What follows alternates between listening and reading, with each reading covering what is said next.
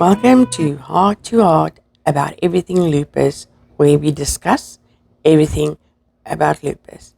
I'm Susie Flight or Susie van der Walt. I'm from Lupus South Africa and Andrea's Gift.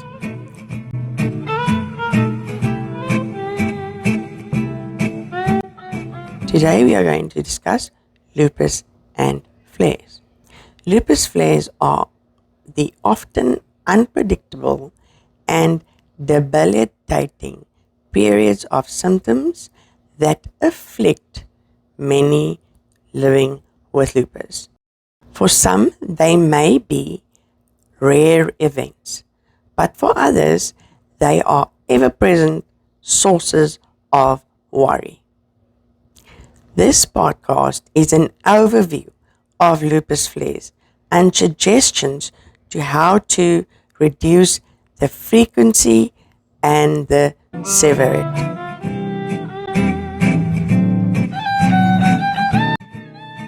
Just a note, I've had 2 strokes, so please just bear with me if I do struggle with pronunciation.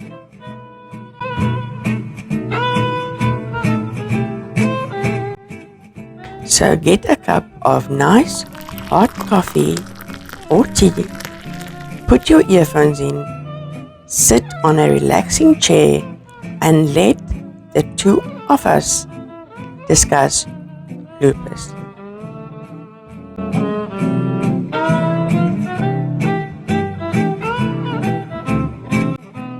So, what is a lupus flare?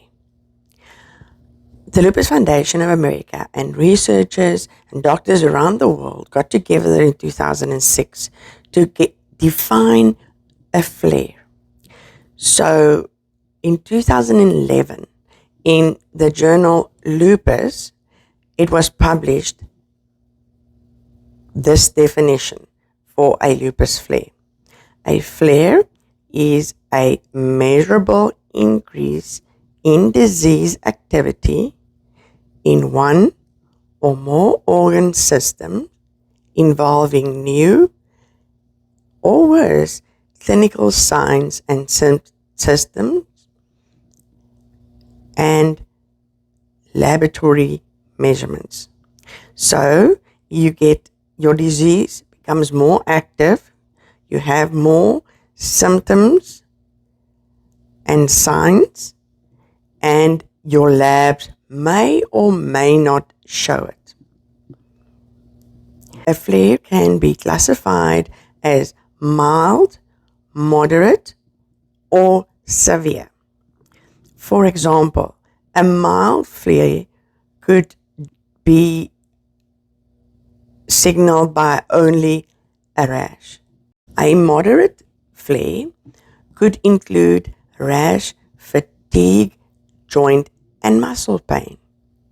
And a severe flare could potentially cause damage to the organs, including liquid buildup in the heart, kidney disease or failure, which is called nephritis, which would require immediate medical attention.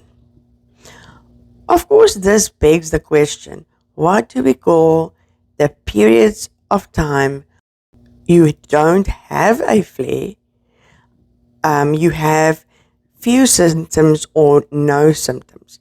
Usually the term we use is remission, but most doctors don't like using remission because lupus cannot go away. It stays there forever.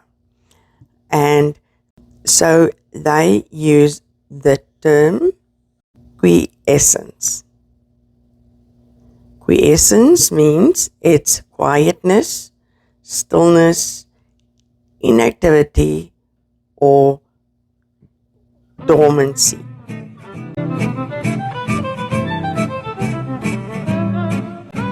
So how do we recognize a flare? Most lupus patients will have symptoms of muscle and joint pain as well as fatigue regularly. So what makes the flare different? Just another question here. A very wonderful rheumatologist told me one thing, and he says, if you lose more hair at any point in time, that is a measurable symptom that you are having a flare or a flare is coming. So here are some warning signs of a pending flare.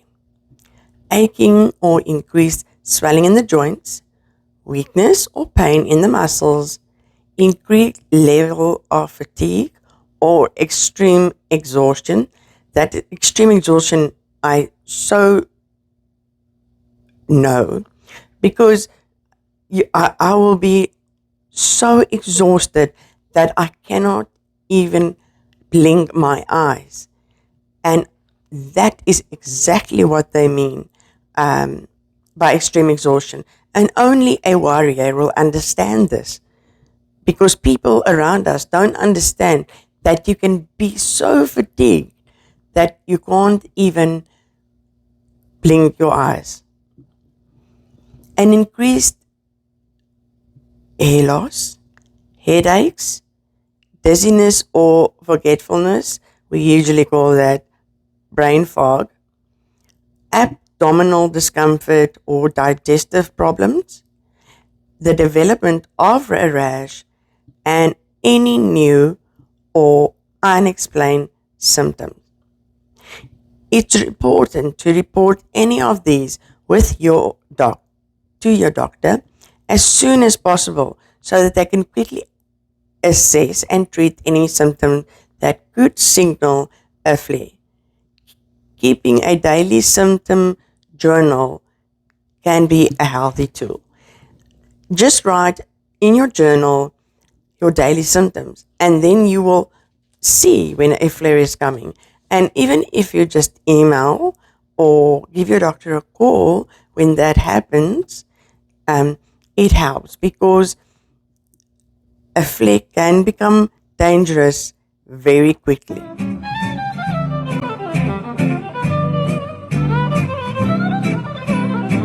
Can anything prevent a flare?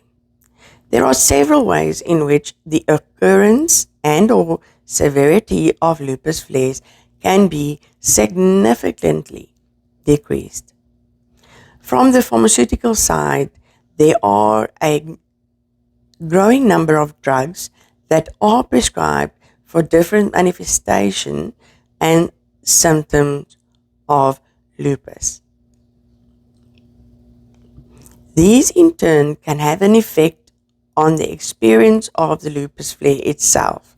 The most common of these are anti-malarial drugs, hydroxychloroquine, and corticosteroids such as prednisone. I know a go-to for a lot of rheumatologists is prednisone, especially when it's a flare, because it's the only thing that works fast to get your symptoms under control. And then other doctors might overprescribe a cortisone. You cannot be on cortisone for a number of years.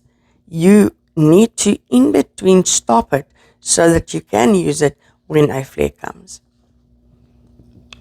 Non-steroidal anti-inflammatory drugs, or NSAIDs as we call them, is Brufen, Voltaren, Celebrex.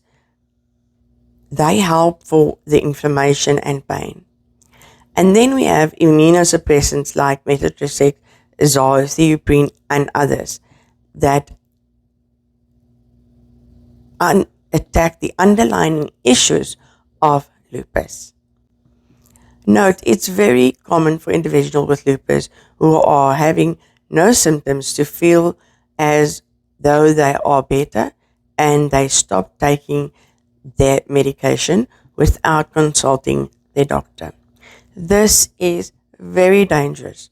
Stopping a prescribed medication like plasmapine or prednisone or anything can cause a flare.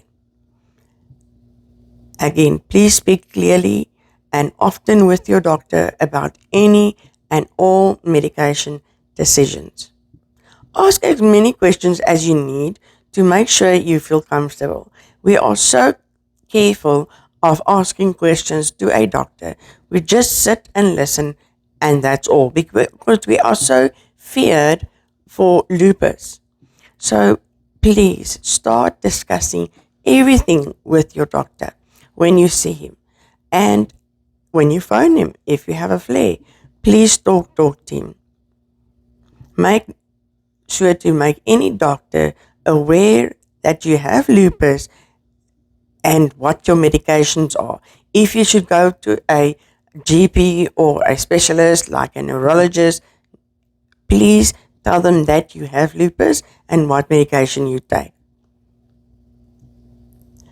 The most important thing is for you to completely understand this plan and the steps needed to keep your disease under control. So this plan refers to a plan of treatment between you and your doctor. So your doctor will prescribe this and this and this, and this is the plan that we have to get your symptoms under control. Now that is stick to the plan and understand what the plan means. You must also include the following in your plan for achieving remission. Take your prescribed medications as indicated by your doctor. Physical and emotional rest. This is something that I do want to talk to you about. In the evenings or late afternoon, I take an hour of rest. And I explained this to one of my dear friends. And she didn't think about doing it for about 2 years or a year, between 1 to 2 years. She knew that I would take a rest in the early evening afternoon. Then she started doing it.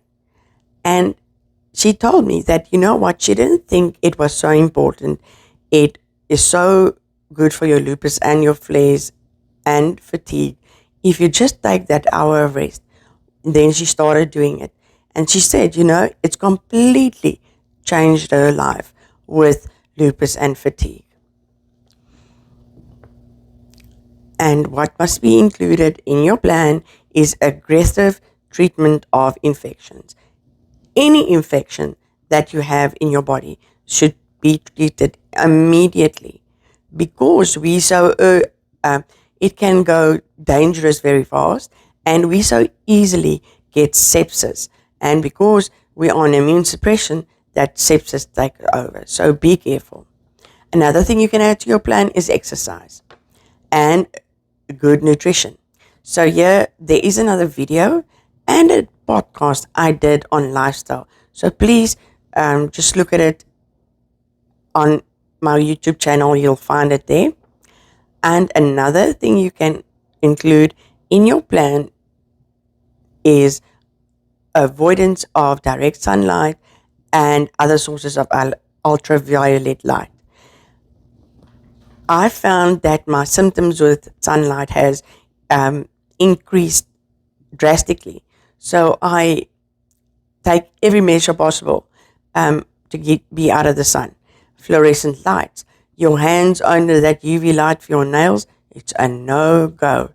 So please make sure that you avoid that kind of light. Another thing, watch out for stress. Having a chronic illness can lead to depression and anxiety, and that can lead to stress. So another point you have to include into your plan is ways to manage your stress. Sometimes, despite you and your doctor's best attempts, you may still experience a flare. Remember, you did not necessarily do something wrong, or lupus is just lupus. And sometimes, no matter what you do, a flare comes. If you suspect that you are having a flare, please contact your doctor immediately so that they can make adjustments to your treatment plan.